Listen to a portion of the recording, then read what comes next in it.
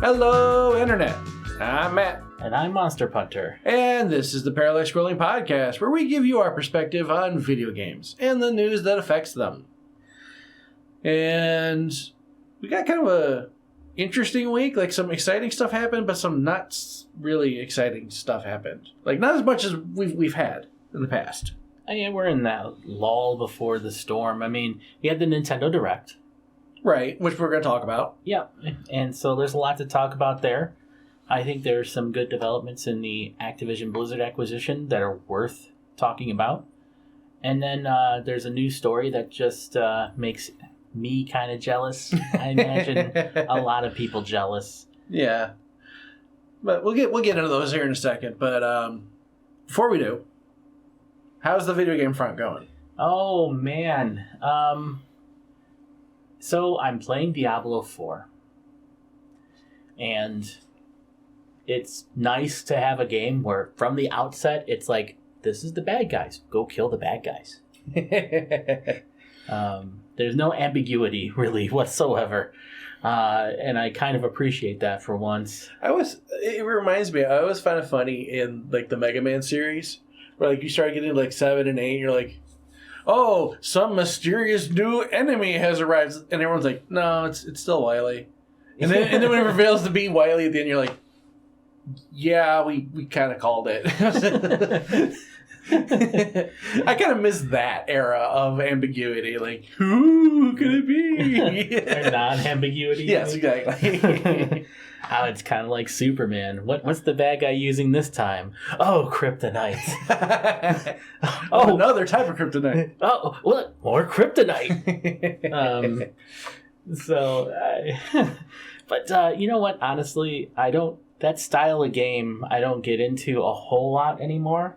Yeah. But it's fun. It's actually fun. I've been away from it long enough that it's fun again. Now, I know we've talked about doing some more top 10s or top 5s or whatever, but I think we should do one about those type of games too, those isometric looter games, because I already have my number one. Which one is that? Is the Baldur's Gate one? The Champions of No Wrath? Yes, Champions of No Wrath, that's it, thank you. that joke still gets me every time, where the Champions of No Wrath, where it has the Martin Luther King Jr. we would just sit there and be like, it's the Champions of No Wrath. Stop it. Oh, man. But No Wrath. It's hilarious. That was a fantastic game, though. I love that one a lot. That was a good one. Yeah. Back when the EverQuest IP actually meant something, which it no longer does. Yeah. But, I'm sorry, so completely off track. Did you play anything else? I've played a little bit of Smite because my friends were wanting to play it, and I don't know how soon I'm going to get to Final Fantasy 16 because I'm kind of a little bit hooked on Diablo right now, and because I'm lazy and don't feel like swapping discs in my PlayStation, I started the first world problems. Yeah, I know. I could do it, and I know it's not really that big a deal, but I don't know. It's one of those. It's a combination of I'm kind of being lazy, and I kind of want to play Cold Steel 2 anyway. So it's a convenient excuse to play Cold Steel 2. So well, I hate to upset that, but you are going to have to change the disc later because we are going to have to finish going through the DLC of Resident Evil 8. So we're almost done with that. Yeah, so we need that disc. I've actually had a couple games I've been working on. When I can. Still been working on Garden Story. Didn't realize it was going to be this long of a gameplay. I'm working at the point where I think I'm near the end of the game. I'm not 100% sure, but I'm trying to get all my villages up to their max level and growth because you can't upgrade your weapons until you upgrade the town, which is an interesting concept. Like, oh yeah, you want your sword to be really good and not stink? Go fetch me a bucket of water. So, it's just little ideas like that. Like, oh, okay, well, okay, sure, yeah. I guess I must ask this. Yeah. So you're going to go and do all the legwork for Mr. Weaponsmith. Mm-hmm. Mr. Weaponsmith is going to turn around and charge you to make a weapon. Uh-huh. Complete jerk. But that's the way the game works. It's the whole point of you are a guardian, and everyone is supposed to rely on you for everything. So it's like, oh yeah, this is fun. But I've been working on that. I've also been playing. It actually came out same day as 16. Game released on Game Pass called The Bookwalker, and that is actually a really interesting game. So,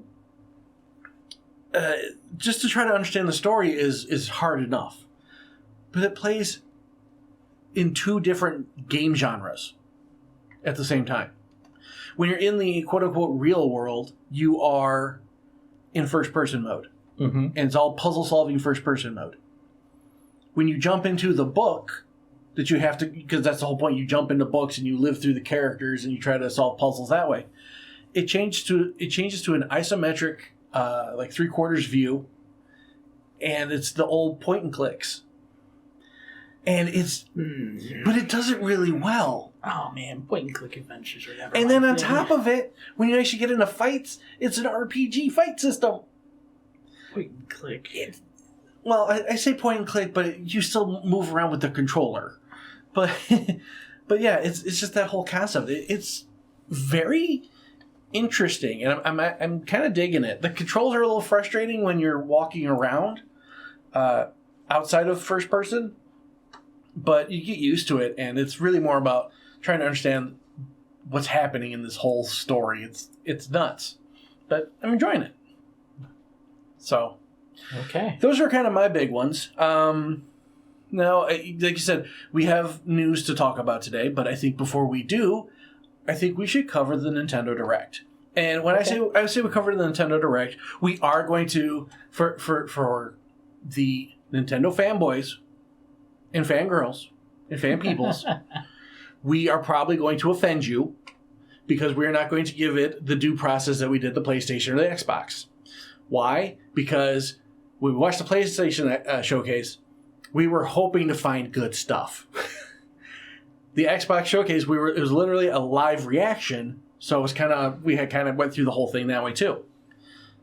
Nintendo Direct, man, there were some very unimpressive moments in the list. Depends on what you're looking for. But... Exactly. Well, and that's what I'm saying. It's for us, especially me, it was very unimpressive. However, I do want to go over the ones that I am interested in. Okay. And I got 11 of them. So I think it's like half the list. So, which is still good. It's still good, but dang near checking everything off anyway. Yeah. Go for it. All right. First one I was interested in, Sonic Superstars.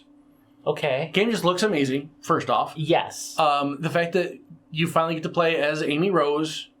Yep. From Sonic 3D, not the Sonic Adventure one, is cool. But I think the really cool thing is the fact that it's 4-player co-op, local co-op. That's amazing. And it's classic. It's classic Sonic. I mean, it looks great. And I think this is actually the first game where it wasn't like a story-based purpose to collect the Chaos Emeralds. When you collect the Chaos Emeralds, they actually give you powers. And you can do things. And I saw what some of them did. I was like, that's pretty amazing. That's pretty cool. So kind of excited for that one. Obviously not going to be a Nintendo exclusive. So, in fact, I think all but like maybe 4 or 5 games on here are not Nintendo exclusive. Well, the third parties anyway. Yeah. Obviously. Well, I mean, but that's what I'm saying. Like most of the games that were announced are not going to be exclusives. The next game I was very interested in, and I think you're going to get interested in too, is Myth Force. Myth Force? Myth Force. It is a first-person roguelike RPG. Okay. The theme around it is Saturday morning cartoons. You know, okay, the Saturday morning cartoon thing is and honestly, interesting. From watching it and seeing what the game is like, it looks very Kingsfield, where it is first-person RPG, but multiplayer, and it has the cartoon feeling of the old D&D cartoon. Which was a Saturday morning cartoon. Yeah, and it was freaking awesome, and we loved it, you know. So I think this is going to be a good one. I think this is going to be cool. Next one I was interested in, which, if you saw our top 10 JRPGs, should not surprise you. Super Mario RPG getting a remake. Not entirely thrilled about the chibi characters. so to speak. Like I felt like they were detailed better in the original pixel format on the Super Nintendo. Yeah. But it's still the fact that they're actually finally giving this game the love it deserves, and acknowledging it. And finally, Malo and Gino are in another game, even if it's the same game, but another game for Nintendo. So, if they ever make another Smash Brothers, you might get them in the game, guys. Just hold out hope. They'll just put every character from every game in Smash Brothers. The next thing they talked about was a new Princess Peach game, where you actually play as Princess Peach. I think that's very cool. I saw a little bit of Super Princess Peach. I never got to play it myself, but it looked like it was a fun game. Fun 2D game with a different way to play Mario. And this one doesn't look... I say this, it doesn't look different in that respect that it's something completely unorthodox for Super Mario. And that looks really cool. And then, obviously, Luigi Mansion 3 getting a remake. I know people really love that one, so it's like, oh yeah, I've got to talk about that. But the next one, I think, is something we're both very interested in. Gloomhaven. Yeah. We play this board game, or we have played this board game, a lot. Yes. And past several years. And... Still need to get Frosthaven, by the way. It's hard. It is very hard. We haven't even beat this one.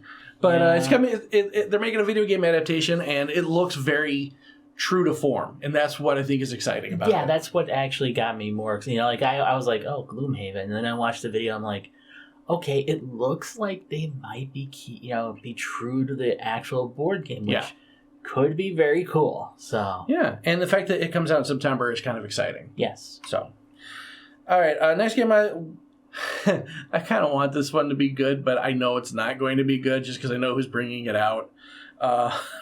Silent Hope.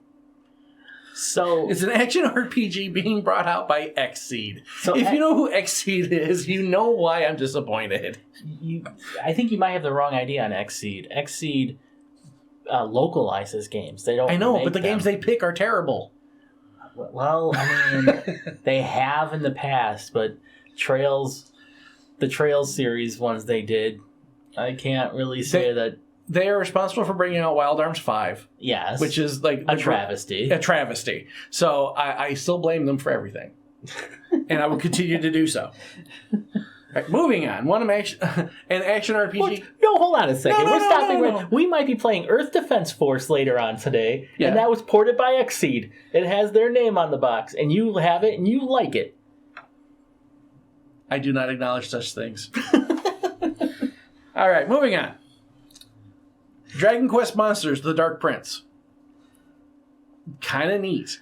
It's Pokemon in Dragon Quest world, but I like the fact that you can fuse the monsters together to make new monsters. I like that concept. It's cool.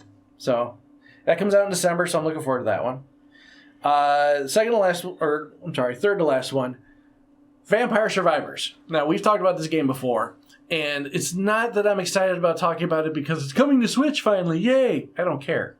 What I am excited about... I don't care about letting, the Switch, being able to play on Switch, those people who have it. For those people, but I'm talking about for me. Yes. For me, I don't care. Okay, fine. All right?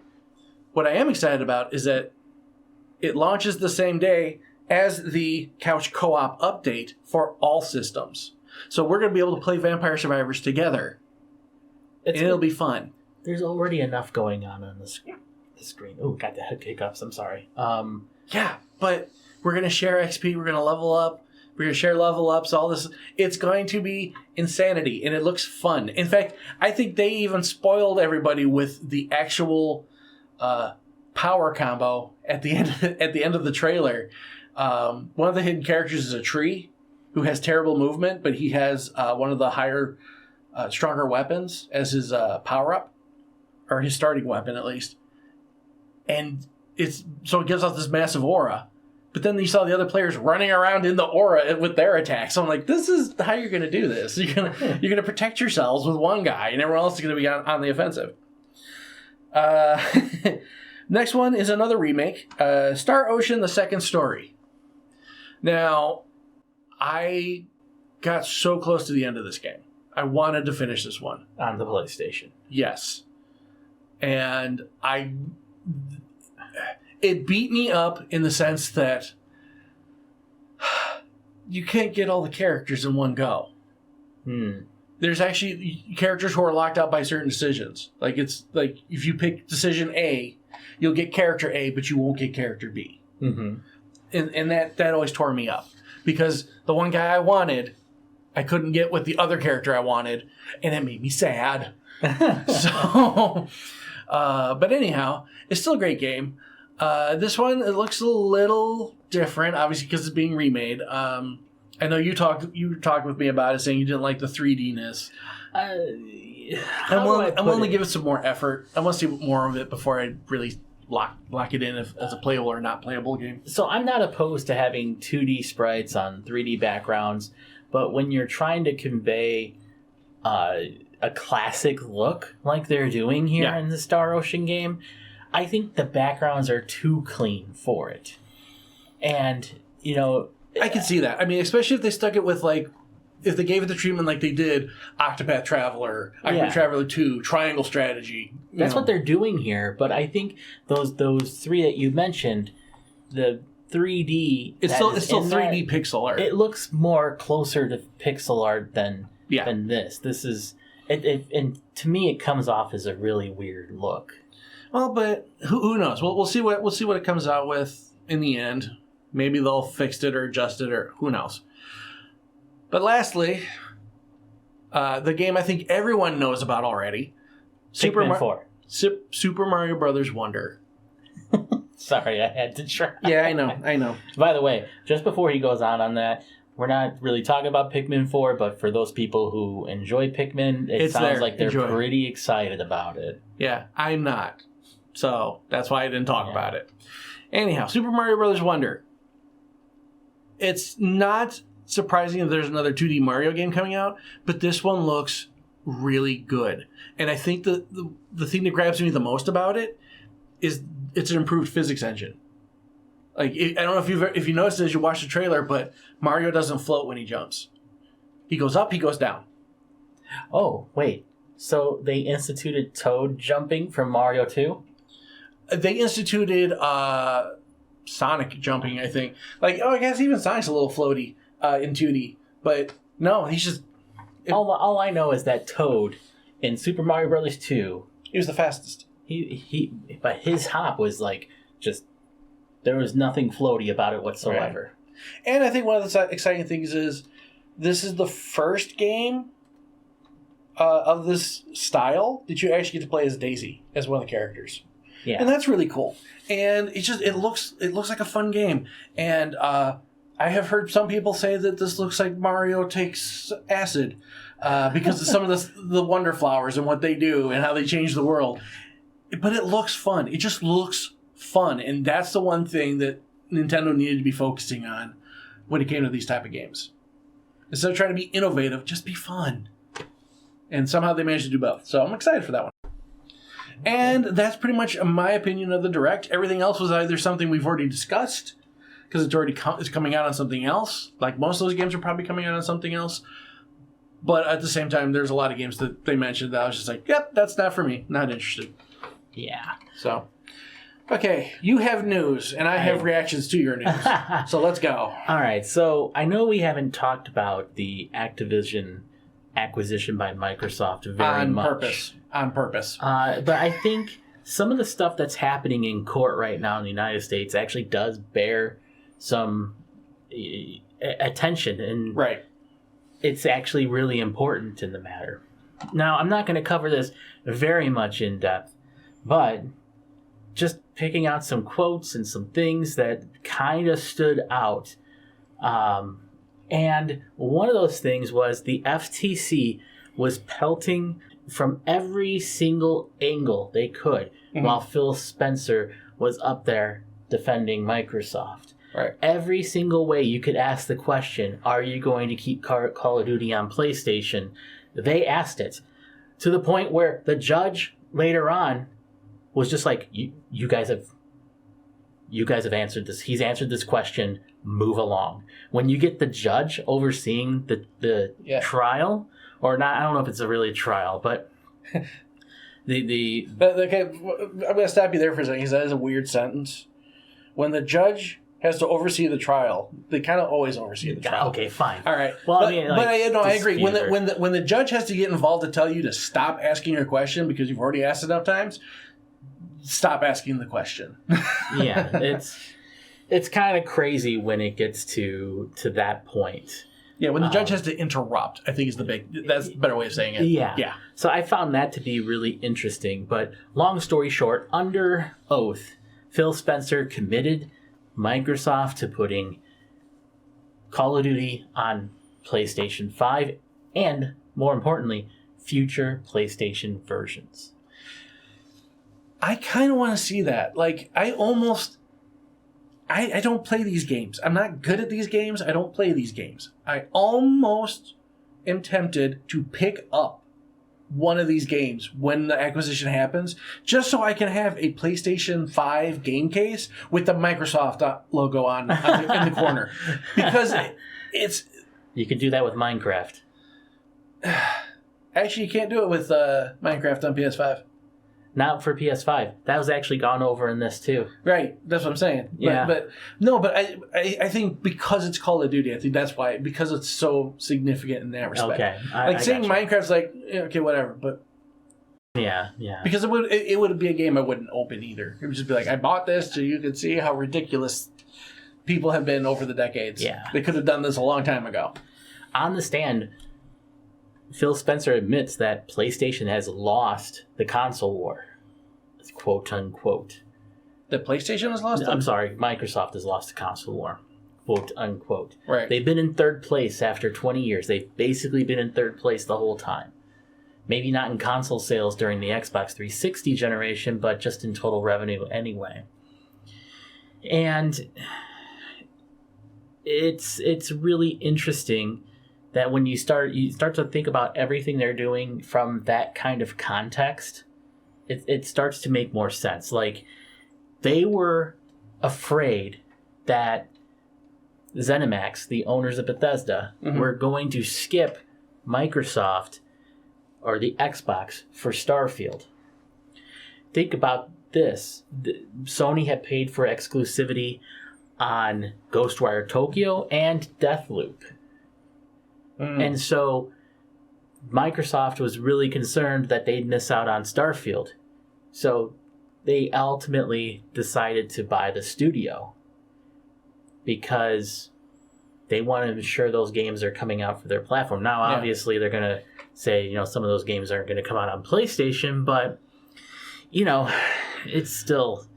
We'll see what happens. I do want to go back a second, because when you talked about the console war and how they admitted they've lost it, or that they were third place in it, I think that is something worth noting, because if they've had that mentality this entire time, I think that's why they've done so well, because they know they're not going to beat out Sony, they know they're not going to beat out Nintendo, they're literally just focusing on making games for their consumers. They're a more consumer focused studio than Nintendo. I would say to a certain degree, yes, because I think 2017 was kind of like the turning point. Phil Spencer kind of they started taking this in a different direction where, we're going to make Game Pass, we're pushing crossplay. Let's be honest. Crossplay wouldn't be what it is today unless if Microsoft didn't push it when they did. Right. That's just how it works. Unfortunately, that's what it took. And so Microsoft has started going this path where, they're bringing out all their games on PC and Xbox day one. They're kind of trying to build an ecosystem for you to be in, rather than you need this box and everything comes from this box. Right. And so you can see from then, that's kind of when they forfeited the console war. And Phil Spencer has said on another occasion that the PlayStation 4, Xbox One generation was the worst generation to lose. They don't know if they're ever going to recover from it. We'll see what happens. Time will tell. Who knows? Xbox, whatever they decide to call it, Sector X. because they seem to keep wanting to have that. Yeah, we keep trying to figure out, like, what's the next name convention going to be? Because now it's Series S, Series X. Yeah. What's the next one? Like, Xbox Episode X. X for Vendetta. What? At any rate, it's when you view everything from this context that they're kind of on the ropes a little bit with their Xbox division. There was talk at one point where that whole division might have been spun off or sold by Microsoft. When you start to think about all this in that kind of context, some of the stuff that Microsoft's been doing, it makes sense from Microsoft's point of view. You may not agree with it, but from Microsoft's point of view, yeah, you can understand their logic in what they're doing. So, one of the other things that came up was they were talking about Elder Scrolls 6. The group that makes Elder Scrolls 6 within Bethesda is the same ones that are making Starfield. Mm-hmm. And so Elder Scrolls 6 is a ways away, like far into the future. And their FTC is trying to get Microsoft to commit to Elder Scrolls 6 being on PlayStation, which they have Elder Scrolls on it already with Elder Scrolls Online. And the PlayStation market is so huge. How could they even ignore it at this point? I don't think they will. That's what kind of it came out of it. Here's an interesting thing that the FTC, and maybe their strongest argument of all at this point, Minecraft doesn't have a PS5 version. And we just mentioned that earlier. Right. Phil's answer to that was, well, we didn't get development kits. And I can understand Sony not wanting to give Microsoft development kits before the systems are released. But let's be honest. But at the same point, that's the whole thing. If they don't have a kit to work with the machine, they're not going to port the game over. True. But it's been 3 years since the system came out. They could have had Minecraft, a PS5 version of Minecraft out by now. But they just have not. That's their strongest argument, in my opinion. It still could have been done. Yeah. And it hasn't been done. So one of the things the FTC also pushed was the fact that Microsoft has gone and gotten Indiana Jones exclusivity. I know it's not Activision Blizzard in this case, but it's just an interesting point where the FTC was kind of going on and on this, and their answer to that was basically, well, Sony has Spider-Man. Yeah. So we felt we needed to go get something, and Indiana Jones is that game, or that franchise. Spider-Man hasn't come out on anything but PlayStation in a long time. Right. So PC, but that's still under the PlayStation banner. Yes. On the studio. Yes. Or on the Steam page. Yeah. And then like a smaller thing here.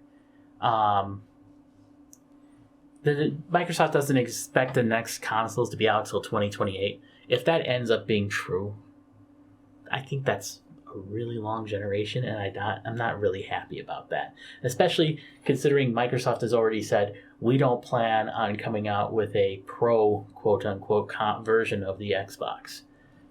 Sony might come out with a pro version of the PlayStation. May not see one for the Xbox. But you know what? That's...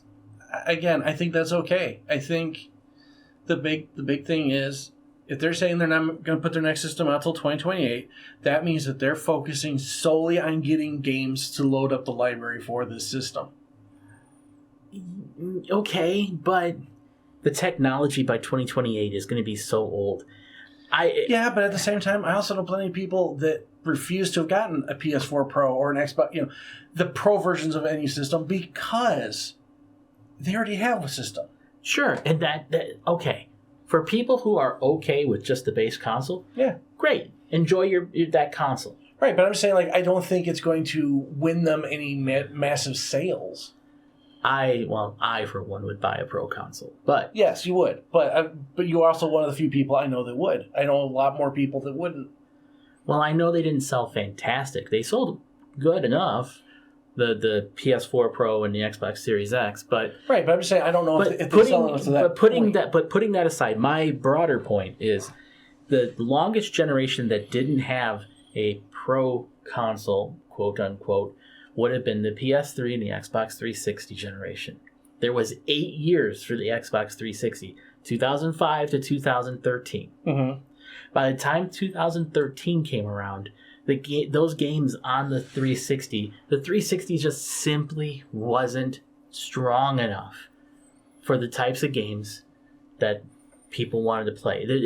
It felt like it was too long. I think that's what's going to happen with these consoles if they go 8 years. I think from 2000 to 2020, actually that'd be 9 years, right? 2001, 2, 3, 4, 5, 6, 7, 8. It's 9 years if it comes out in 2028. I'm thinking 26, 27. And I certainly hope I'm more right than Phil Spencer. So, not that I have any, say in what they're doing, but if I had my way, Microsoft would be. I'll throw them all. I will, Phil Spencer, if you're listening to me now, I will drive up a truck full of nothing and drop it off and then demand another Xbox in 2026. Phil Spencer, if you're listening, I really appreciate all the work you've been doing up to this point. If you want to sponsor our podcast, because, man, we could really use the income, that would be great. At any rate, that's all I have to... Oh, I guess there's one more, little story. Yeah, this is the one you wanted to rant about. Let's go ahead. Yeah, you know what? Go ahead. Rant. Do it. Rant. Do it. So, I don't get around to too many garage sales anymore.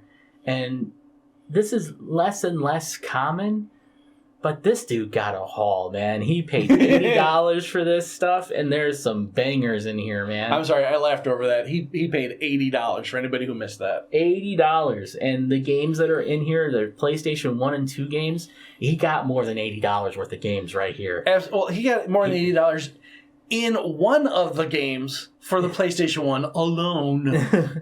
Vandal Hearts, Final Fantasy 9, basically every Final Fantasy for PlayStation. Every Final Fantasy for PlayStation, including Tactics, including Anthology, Symphony of the Night, Chrono Cross, Wild Arms, Metal Gear Solid. It's nuts, man. The Metal Gear Solid, the VR missions. He has literal games that in their original casings, not just the greatest. He's got one of them in the greatest hits, but most of them are from the original printing.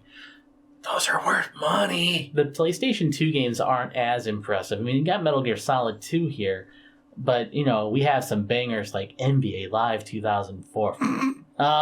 He's got 2 copies of Final Fantasy X. He does. He does. He has Bouncer. Who has Bouncer? Apparently this guy now. Oh, I forgot. There's a PlayStation 1 game down there, Descent. Oh, yeah. It's in the big box. But he's also got a bunch of memory cards and controllers. He got a lot of stuff for $80. A 4-player adapter over here. Multi-tap. Yeah, and then some controllers. Man, this guy... He has the stand. Look at the stand. The vertical stand for the PlayStation 2. Oh my gosh.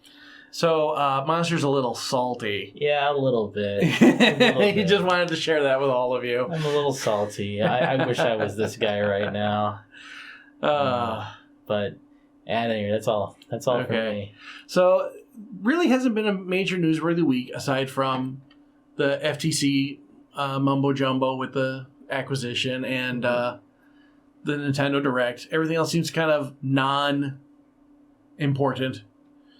But again, if you guys think there's a story that we should be covering or should have talked about, say something in the comments down below so we can go back and discuss it. Because we're up to new ideas, especially when we look at the news sometimes and be like, yeah, whatever. Well, and I've been checking. No one was on this last one, but right, and no one commented from the question for last week, so we're going to ask it again. And that question is: will you say it like this? Do you participate in media blackout about a game you are interested in? Yeah. Do you practice media blackout? Yes. Do you practice media blackout regarding a game that you're interested in, whether that be trailers, reviews, whatever? Let us know in the comments down below because we want to know. Let us know about anything in the comments down below. Heck, tell us what the weather's like in your area because at this point, we just want to talk to y'all. Yeah, Fruit Loops or Cheerios? Which loops do you like more? What? On that note, we're going to go. I can't even. I can't right now. I just can't. Thank you all so much for listening. We do appreciate you, every single one of you who listens, and especially every single one of you in the comments. You know, it gives us something to discuss. We appreciate it all. I can't focus because of that stupid question. Just a stupid question. I got to get out of here. I have to get out of here. I don't know about you guys. I have to get out of here. So with that said, I'm going to go. Y'all have yourselves a fantastic day and a fantastic week. Enjoy all your games, and we'll see you guys in the next one. Take care. Later. Jeez. I'm out of here.